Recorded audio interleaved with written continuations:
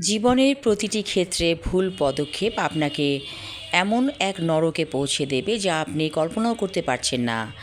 আপনি কারো জীবন নিয়ে ষড়যন্ত্র করছেন, আপনি কাউকে বিপদে ফেলার চেষ্টা করছেন, তাহলে স্বয়ং আল্লাহ তাআলা আপনাকেই বিপদে ফেলে দিবেন যা আপনি ভাবতেও পারছেন না। এই যে কিছু কিছু মানুষ আছে যারা নিজের স্বার্থে অন্যকে ব্যবহার করে থাকে এবং ষড়যন্ত্র করে মানুষকে বিপদে ফেলতে চেষ্টা করে, স্বয়ং আল্লাহ তাআলা এতটাই রাগান্বিত হন তাদের প্রতি যে একসময় তাদের ওপর গজব নেমে আসে। তাই সাবধান হয়ে যেতে হবে আমাদের সবাইকে। আমরা কখনোই মানুষের ক্ষতি চাইব না, মানুষের ভালো চাইব। আপনি যখন মানুষের ভালো কথা নিয়ে ভালো কিছু করছেন, তাহলে আপনি সত্যিকার অর্থে একটা ভালো কাজই করলেন। কারণ কথা হচ্ছে একটা পাওয়ার।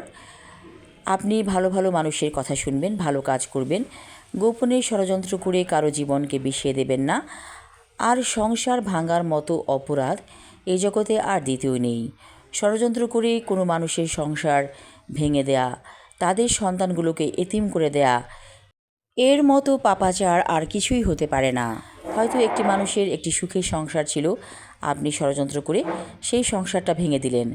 তাতে কি হলো? ওই সংসারের যে সন্তানগুলো তারা কষ্ট পেল। আপনি মনে করলেন যে এই কাজ আমি করেছি, কেউ দেখেনি, কিন্তু স্বয়ং আল্লাহ তাআলা দেখেছেন। আল্লাহর তরফ থেকে আপনার সংসারও ভেঙে যাবে। সংসার ভাঙা হচ্ছে আল্লাহর অপছন্দনীয় কাজের মধ্যে একটি। তাই কোনো মানুষের জীবন নিয়ে ছিনিমিনি খেলবেন না।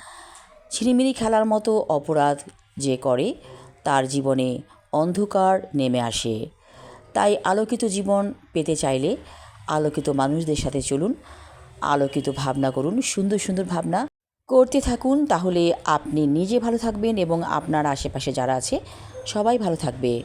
ধন্যবাদ।